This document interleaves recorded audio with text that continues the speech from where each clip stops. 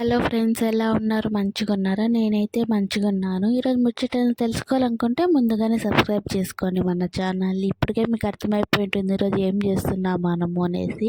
ఇవైతే మసాలా వడలు చేస్తున్నాం. మసాలా వడలు చేసుకోవాలనుకుంటే ముందుగా అయితే మెయిన్ ఇంగ్రీడియంట్ ఏమంటే దీంట్లో ఆనియన్స్ అండి. ఆనియన్స్ ఎక్కువగా వేసుకోవాలి. దీనికైతే శనగపప్పుని మనకి 3 అవర్స్ నానబెట్టుకోవాలి. నానబెట్టుకుంటే మంచిగా అది ఉబ్బుతుంది. దీనికైతే అల్లం, కొత్తిమీర, కరివేపాకు కూడా ఉంటుంది. దీనికి వేస్తాం మనము.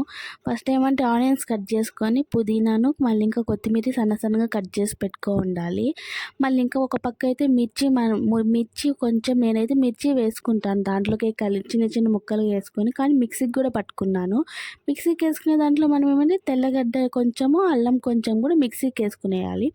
అదైతే పక్కన పెట్టుకోవాలి. మళ్ళీ పెసరపప్పును కూడా మిక్సీకి వేసుకొని, అంటే ఎక్కువ దాన్ని చాలా మెత్తగా చేసుకోకూడదు. కొంచెం దాంట్లో శనగపప్పు కూడా తెలుస్తుండాలి. అప్పుడే మనకి టేస్ట్ మంచిగా తెలుస్తుంది.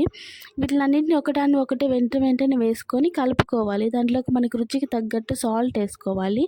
మళ్ళీ చిన్నగా కట్ చేసుకున్న మిర్చి ఉంటుంది కదా, దాన్ని కూడా వేసుకోవాలి. దాన్ని కూడా వేసి బాగా కలుపుకోవాలి.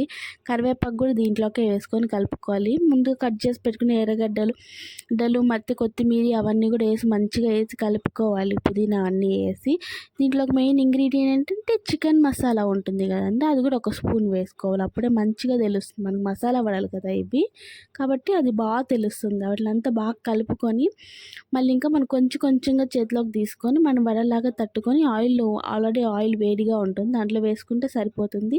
ఫ్రై చేసేటప్పుడు మంచిగా ఫ్రై చేసుకోవాలి. అది కొంచెం కలర్ చేంజ్ అయ్యేంత వరకు చేసుకోవాలి. బాగుంటుంది. ఆ బుడ్డలంతా కరెక్ట్గా ఆగిపోయిన తర్వాత అయితే అయిపోయినట్లు. ఇవైతే నిజంగా చాలా బాగున్నాయి. క్రిస్పీగా వడలు అయితే ఒకటి తింటుంటే ఇంకా తినాలి అనిపిస్తుంది. ఎందుకంటే చికెన్ మసాలా కూడా వేసాం కదా, మసాలా టేస్ట్ అంతా ఫ్లేవర్ బాగా తెలుస్తుంది.